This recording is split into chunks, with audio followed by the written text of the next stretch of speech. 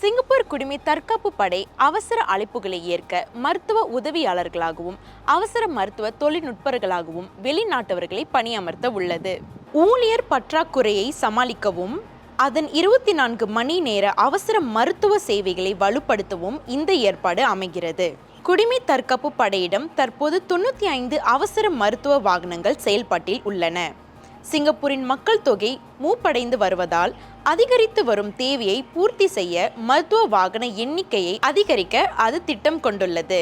Home team NS காத்திப்பில் செவ்வாய்க்கிழமை நடந்த நிகழ்ச்சி ஒன்றில் பேசிய உள்துறை துணை அமைச்சர் முகமது ஃபைசால் இப்ராஹிம், மார்ச் மாதத்திலிருந்து வெளிநாட்டவர்களை பணியமர்த்தும் குடிமை தற்காப்பு படையின் திட்டத்தை அறிவித்தார். குடிமை தற்காப்பு படையின் தரநிலைகளுக்கும் நடைமுறைகளுக்கும் ஏற்ப வேலையில் சேர்வோருக்கு கடுமையான பயிற்சி அளிக்கப்படும் என எதிர்பார்க்கப்படுகிறது.